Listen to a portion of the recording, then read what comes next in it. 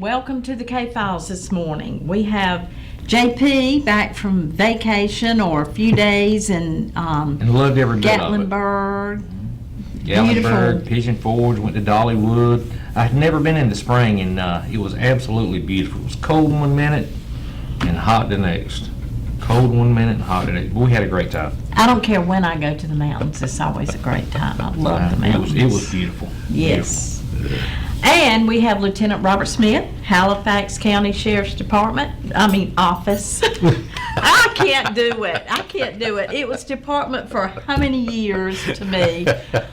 Halifax County Sheriff's Office. Get it right. But anyway. You'll owe $1 in a minute. Yeah, I don't want to be paying up, so I'm not going to say that anymore. But anyway, we're so glad to have you here, diligently coming to talk about some cases that we want to solve really bad. So, what are we talking about this morning? Let's talk a little bit this morning about Mr. Lacey Bunch. Missing person. This is not a homicide case or anything. Went missing. Walked out of his house in the early morning hours of December 2020. So, what, 4.5 years ago, roughly? Fairly recent compared to some of the cases in the book that we talk about. Absolutely recent, but still over 4 years ago. But, most of the time with missing persons, and Mr. Bunch was, elderly and had some health issues and, diabetic issues and trouble walking on occasions, I think. Like with diabetic flare-ups and so forth, but it kind of goes. But, he had those troubles. The family was there at the house that morning, but thought that they just heard him moving in the house. And it was only a few hours later, to go looking for him and go like, well, it must have been the door closing that we heard that he went out of the house. So, of course, we sent quite a few resources that morning, and dog teams and everything else, and started looking, searching. This is one of those where you would expect to find an elderly gentleman, fairly quickly. You don't think he'll be walking that far, that fast, so as the morning continued, the search expanded and the area gets larger and larger, and we've spent numerous days down there looking the woods, combing the woods, search teams, K9 teams, everything, and can't come up with a shred of anything related to this case. So, it's one of these things. It's almost like you walk out of the house and you just vanish, and and that's the way it feels to us. But very few clues. But he went out without his shoes on. Went out without his shoes on. Why would he do that?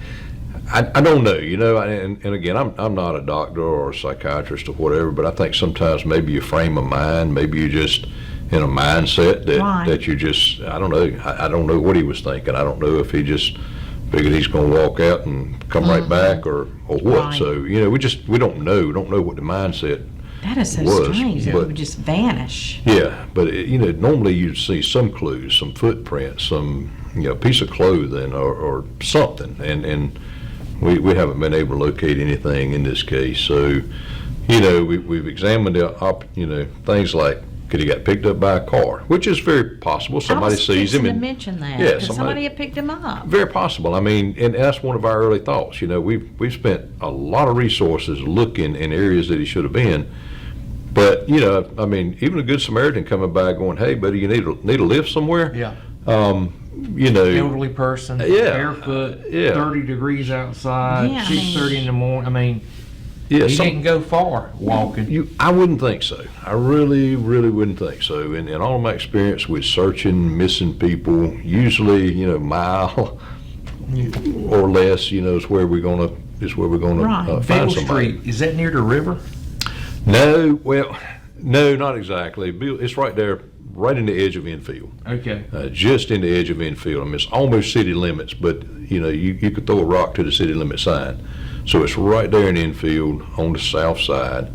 But Fishing Creek would be a ways, but I mean, it is through the woods a ways. We're talking probably several miles through the woods, but yeah.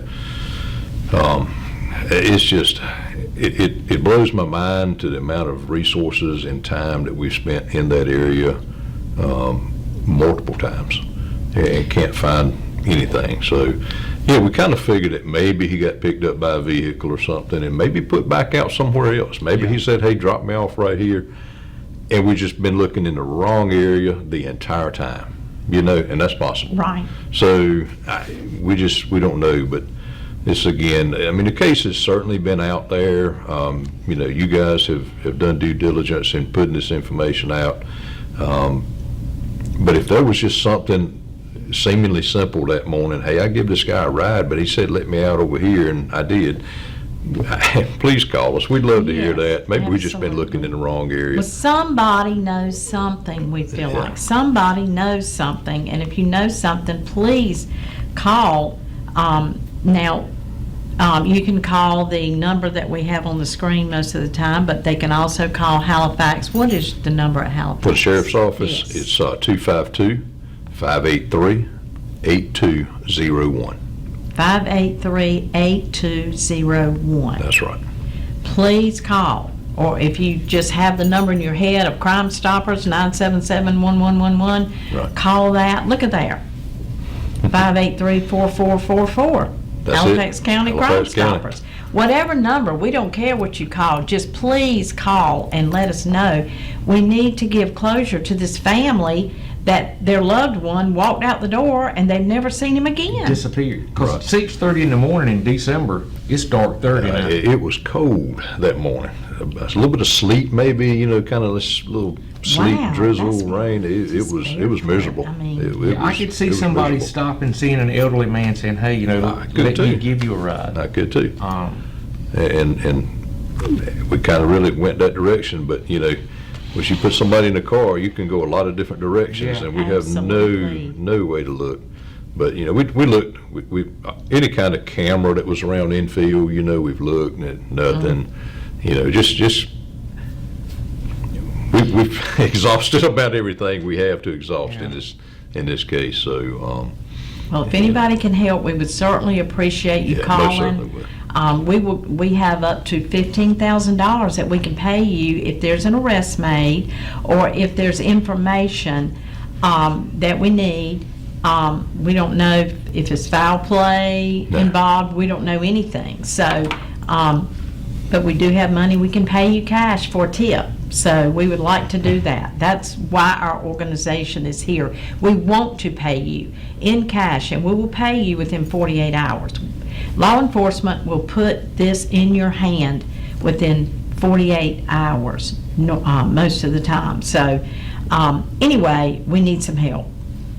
absolutely. So thank you for coming this morning. Do you have another case you want to talk about? No, not right this morning. I just kind of Okay. wanted to focus on that one today Okay. and see if we can get anything going on that one and because we'll take any information on anything, but Yeah, yeah. this is Sure. just kind of wanted to focus on this one for a little bit and see if we can generate anything on that. So Okay. well, thanks to you and thanks, to the sheriff for, being committed to coming.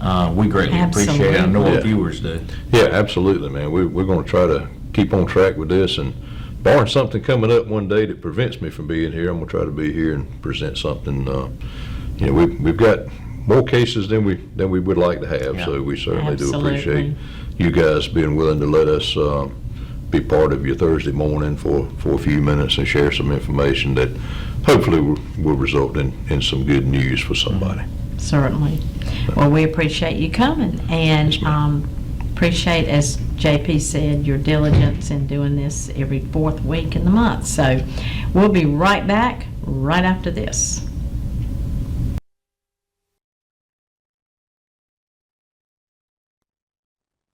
Okay, welcome back. We'll say welcome back again to the John Barnes Electric K-File Show. How about that? We got to get John on here.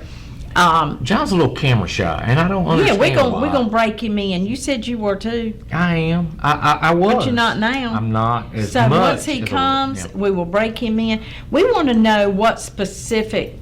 We want to know some intricate details about some of the things he does. I mean, you'd be surprised when you have electrical problems, what an electric company like Barnes Electric encompasses, what they do. I mean, to help you with this and this. I mean, there's so many different things that he does.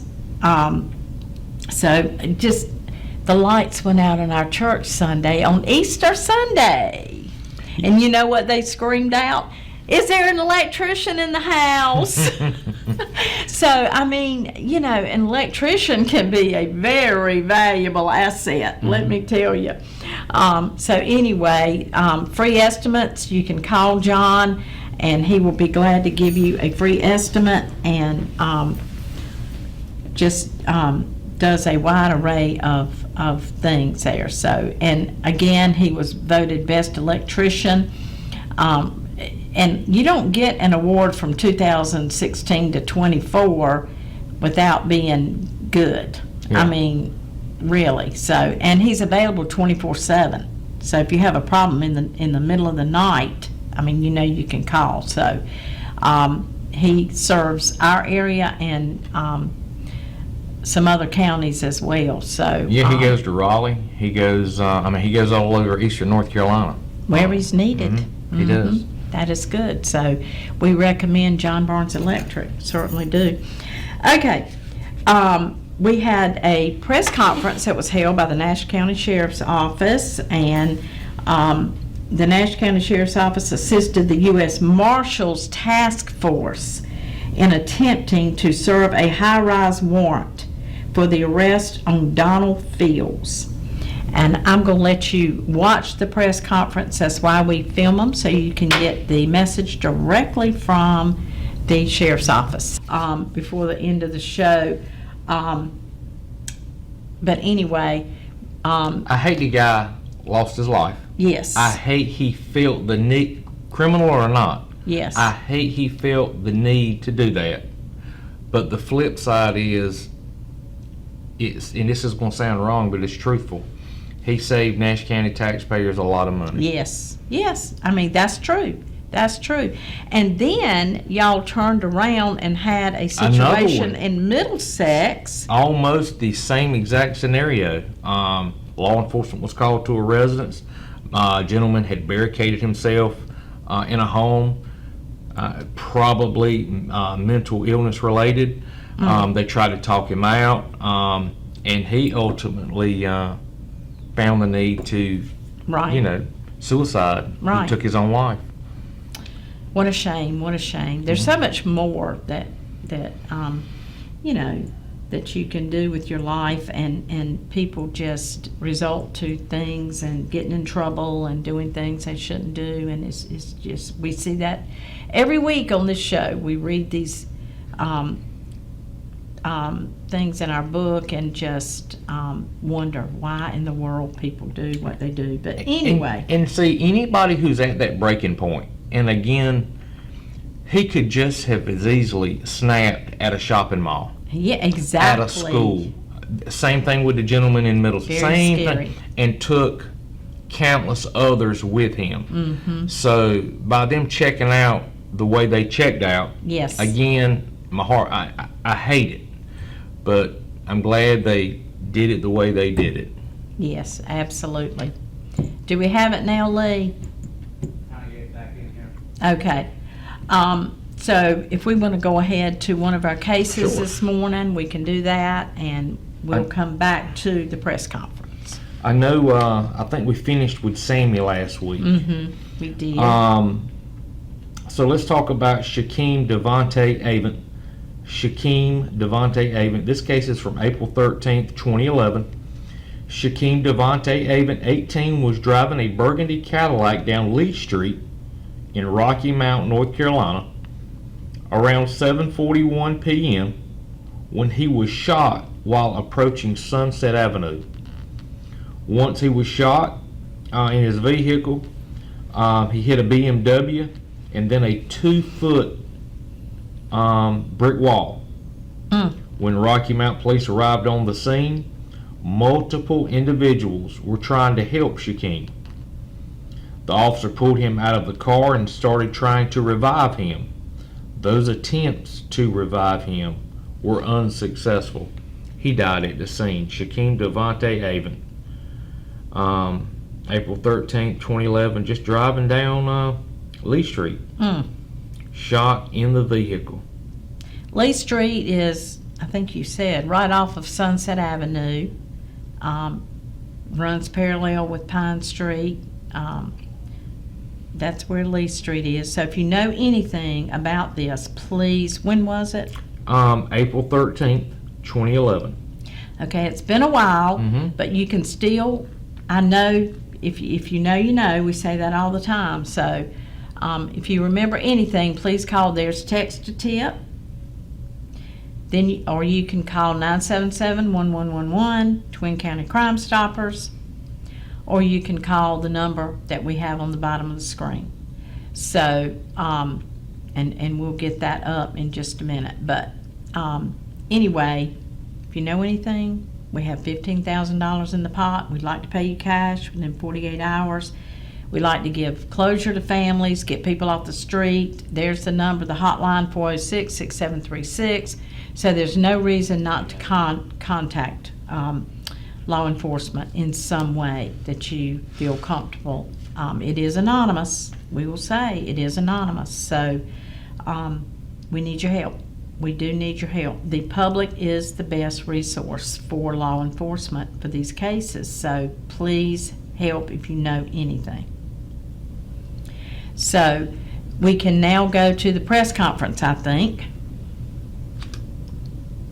Kevin Bissett with the Nash County Sheriff's Office.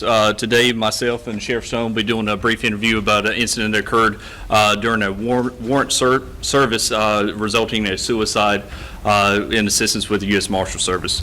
Today, April 22nd, 2025, the Nash County Sheriff's Office assisted the U.S. Marshals Task Force in attempting to serve a high-risk arrest warrant for Donald Fields. Fields was a 40-year-old black male with a history of violent tendencies and prior weapons and narcotic charges. Fields also was wanted in the state of Connecticut as an absconder and also in the state of New York in association with a second-degree murder charge. Shortly after 7:30 this morning, U.S. Marshals Task Force and the Nash County deputies arrived at 4892 Crabtree Lane in Nashville, North Carolina. The suspect was seen outside the residence, and when engaged by the U.S. Marshals Task Force, a brief foot chase ensued into the woods located directly behind the residence. When the marshals and the deputies called up with Donald Fields inside the woods, it was identified that he was holding a pistol to his head. Fields made a brief statement implying that he was not going to be taken into custody and then sustained a self-inflicted gunshot wound. Deputies and agents immediately attempted life-saving interventions until EMS arrived, but they were unable to successfully save the life of Donald Fields. Fields was pronounced deceased on scene. The North Carolina State Bureau of Investigation was notified, which is our policy in these situations, and are conducting an investigation in association with the Nash County Sheriff's Office. I'll now turn it over to Sheriff Stone for any questions you may have. Sheriff, was Fields living at this house, or was he passing through? Why was he in North Carolina? He had moved here. I guess he was an absconder on the run, moved to this residence, and we have just found out shortly that this house also had another federal fugitive in it, and he's in custody at this time also for federal weapons violations from Connecticut or New York. What's the relationship to the woman, I understand, Ms. Hazel, who owns or lives in the house, to these men? I had a brief conversation with the second defendant earlier, and he advised that it was his mother's house, and he was just getting it together, and this individual that we encountered earlier, that he was there helping clean up the place to get it ready to move in. So they were in the process of allegedly moving in. Sheriff Stone, we've talked at great lengths about the dangers in serving warrants, and this proved to sort of be that volatile situation. Talk a little bit about, the precautions that you have to take when something can go wrong within a matter of seconds. So I was notified last night by our Marshal Service, and I want to commend the Marshal Service for what they do. They go out and get the most dangerous individuals that other law enforcement agencies are not equipped to handle. They track down very bad people and take them into custody. It's a very dangerous job, probably one of the most dangerous jobs in federal law enforcement because they could get the worst of the worst. This situation is they had a warrant and they needed a few deputies to go help them take this person into custody. But as you see, they go to a house of crime. They've got 2 different individuals in there with federal warrants. Both of them had robbery charges or weapons charges, violence. This individual here had a murder conviction and pulled 20 years in prison, goes back and commits another murder allegedly in New York, and we have warrants on him for second-degree murder. And the Marshal Service tracked him to this location in Nash County. We were notified last night. They go out to make an arrest today, and it ends up in a shooting of the individual committing suicide. One thing I'd like the public to understand is, yes, this man did commit suicide. Look at the families that it touches. Look at the law enforcement officers that's got to go home and be with their families tonight and relive the situation the rest of their life, seeing somebody shoot himself in the head in front of them. It's not an everyday same situation. It's a very dangerous job, and I want to commend that Marshal Service for doing what they did, and our deputies today being on their game so nobody else got hurt. These type of individuals that are roaming the streets are very dangerous individuals. They're dangerous to the community, and that thin blue line of law enforcement is what stops them from continuing their criminal enterprise. As this individual here, he had already been to prison for 20 years, and he's already got another warrant for murder, so it's not like that they're not dangerous people. The second individual in this house has weapons violations, and he's a absconder. And they come to places like who would think in Castalia, in a quiet little neighborhood, and move in, and you end up with this type of activity. So it's a very dangerous job, and I just commend the Marshal Service and these deputies today for their diligence in helping keep our community safe. Just to clarify, so he served the 20-year sentence, then was he out on probation and parole, and then can you walk us through that? From what I gathered is he was committed a robbery and a murder conviction in 2000, and from that time he pulled his sentence. Evidently he has a probation or parole, whichever the state has up there. He absconds from that. The local authorities up there do not have the ability to find him. They utilize the United States Marshal Service. They track him down and they find him in a home here. In Connecticut? He was in Connecticut with robbery and murder? That is correct, and then he has a murder warrant from the city of New York or the state of New York. So when he got out, he allegedly committed another murder. That is correct. Sheriff, was anyone else in the home at the time of the self-inflicted shooting? There was Lonnie Howley, and he is wanted also out of Connecticut on federal violations of firearms. That's the one that you were talking about? Yes, I talked to him earlier today, and then lo and behold, there was warrants on him also. And also our narcotics team has been activated, and they're in the process of conducting a search warrant this time for narcotics in the home. And what is his name again, Sheriff? Lonnie? Lonnie Hawley, spelling the first name Lonnie, last name Hawley, Hawley.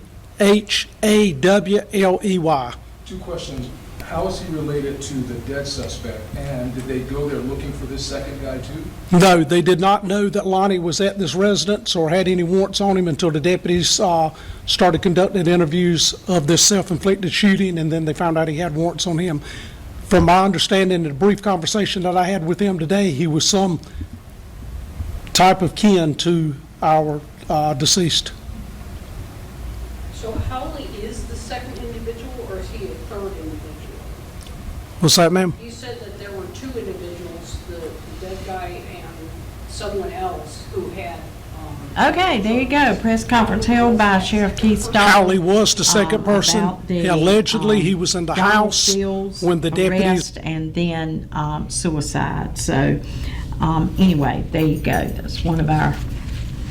You know, I've said this a million times, and I'm gonna say it again. Nash County is so lucky to have Sheriff Stone. Absolutely. He is committed to looking after his deputies. He's committed to ensuring that the citizens of Nash County are safe.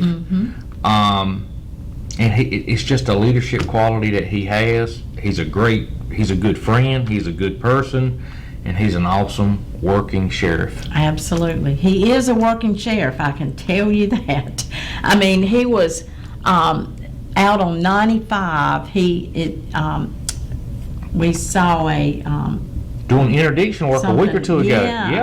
right out there on 95. He pulled a car and, did something. I forgot what it was. But anyway, yeah, absolutely. He is a working sheriff. Let's take our break, go to weather. We'll come back with a couple more cases right after this.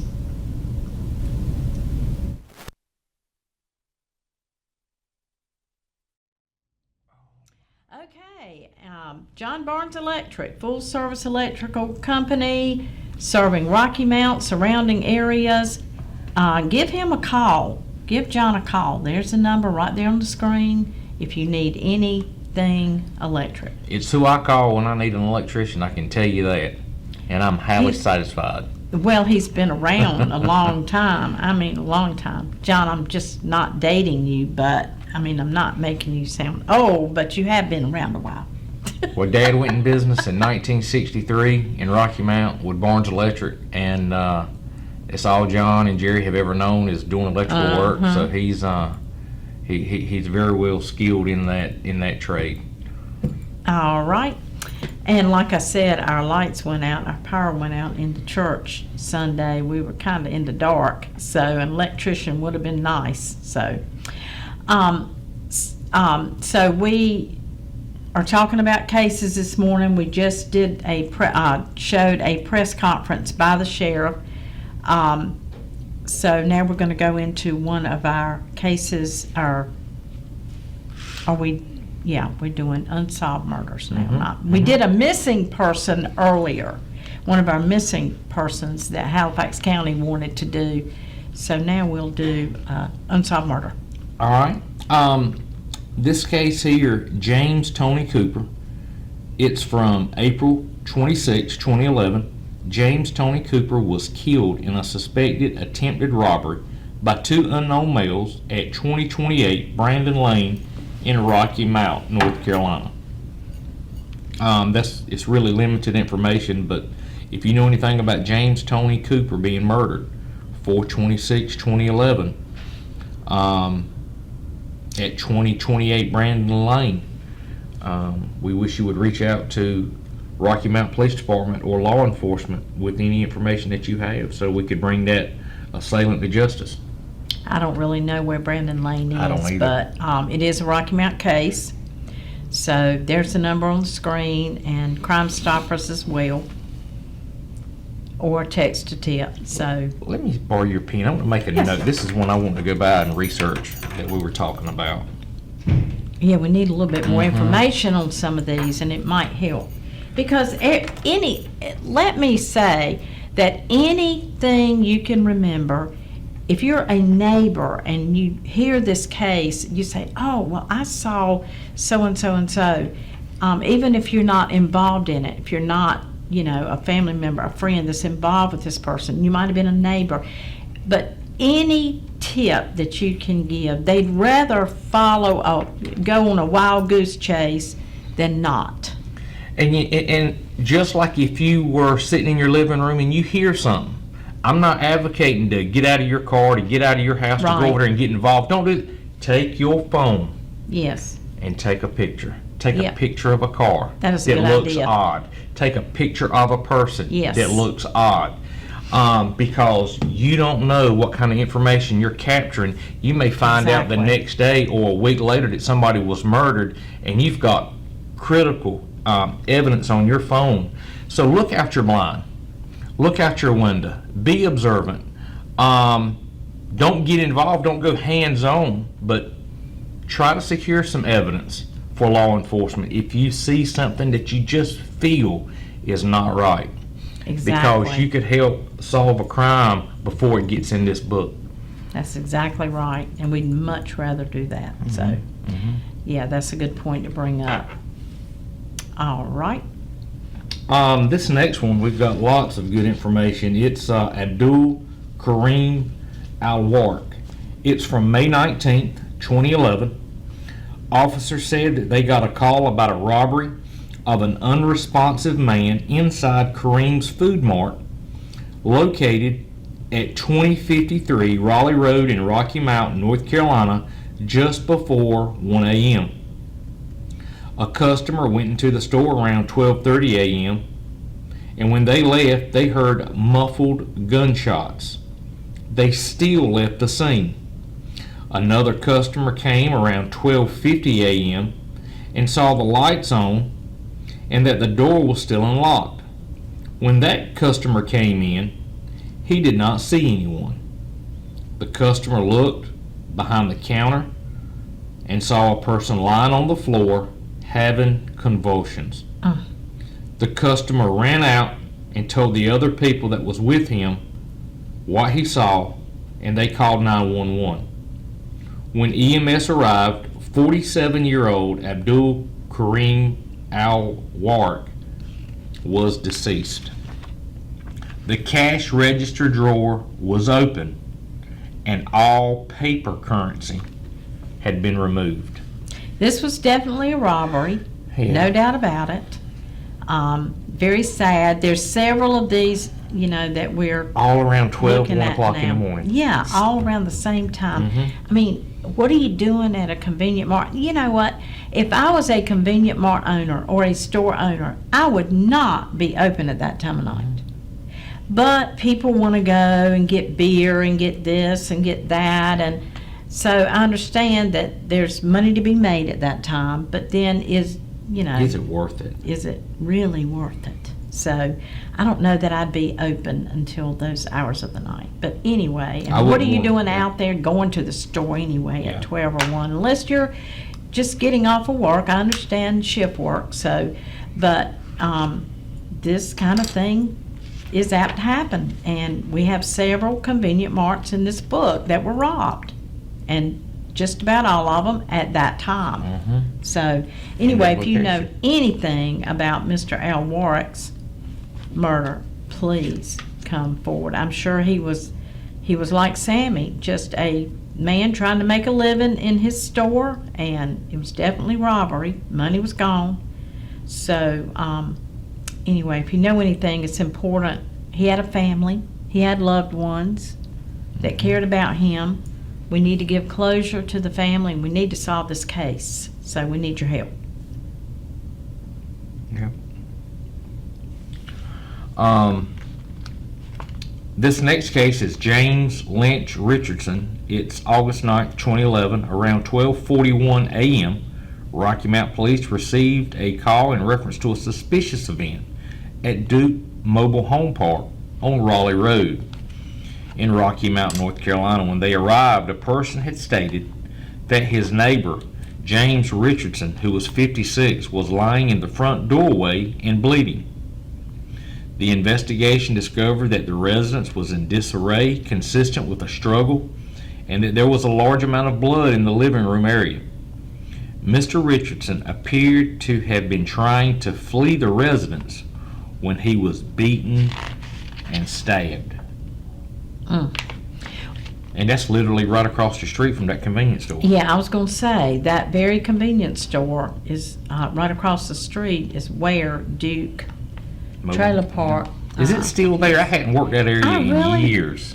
I don't know. I don't go that way Yeah. very much, so I really don't know. I think it is, but I know when I worked with the sheriff's office, we had something out there. It was something all the the time. time. But yeah, so he was apparently attacked and tried to get away there in his home, but he was beaten, stabbed, and died as a result of the assault. So was that a home invasion? Or Yeah, was that, I would say it's a home invasion, considering that it was, basically 1 a.m. yeah. That's what I would classify it as. Okay, well, if you know anything, you know the drill. You can collect some cash money up to $15,000 if there's an arrest made. So if you want some cash money in 48 hours, then come forward and we want to pay out. Team Cold Case wants to pay out. All right, well, I think that's all for today. So we've got some events taking place in the Republican Party. JP, we've got a turnaround of a lot of people. You're on the board there. Got a turnaround of a lot of people. Some leaving. Mark Edwards resigned. Now Robbie Davis resigned. And so y'all are working diligently to fill the positions again. I've had a lot of folks ask me, what is going on in the Republican Party? What is going on in the Republican Party? And I've told here many times, debate is healthy. Yeah. Not everybody's going to agree 100% of the time on everything. And in a nutshell, if you read Mark Edwards' article in the Rocky Mount Telegram, he says that he's basically not happy with the GOP over the past 10 years, that it has lost its way. And that's his opinion, okay? And what it boils down to is, when I read the article, he's not a fan of Donald Trump. Right. He's not a fan No, of you a can tell Trump that. Republican. He's not, okay? And that's fine. It's okay. A lot of the new blood in the Nash County GOP are what I refer to as Trump Republicans. Right. They are people who eat, breathe, sleep the new vision of the Republican Party, or Trump's Republican Party. Right. And there are some people that are kind of, they don't like it, and again, that's okay. But Right. they've realized that there is a lot of new blood, new direction in the Republican Party, and it's kind of overwhelmed them, and they don't like it, and they have chose to resign or quit as a Right. result. Well, next week, hopefully you'll have another report. We'll just keep, letting you know what's going on with that, keep you abreast of what's going on with the Nash County this is the Nash County Republican Party that we're talking about now. But anyway, we'll try to keep you apprised of the situation every week, and we'll see if some of those positions get filled. When is the next meeting? Well, we were going to start meeting at Ribeyes and in Nashville, but to kind of coordinate that in their meeting room, we were going to have to adjust our meeting schedule. So that's kind of up in the air at the moment, trying to Okay. coordinate a Right. regular routine. Right.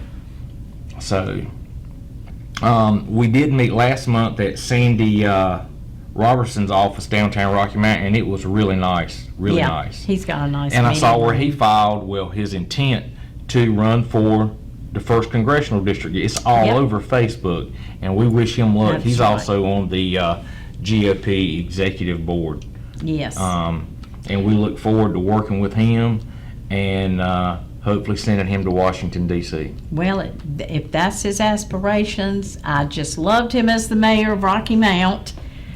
He did a wonderful job, and he is doing a wonderful job. He's still the mayor, but we do wish him luck in moving on to running for Congress, and totally support him in that. So anyway, that's all for the K-Files today. Thank you, JP, for being here as always, and we will see you on the John Barnes Electric K-Files show next week.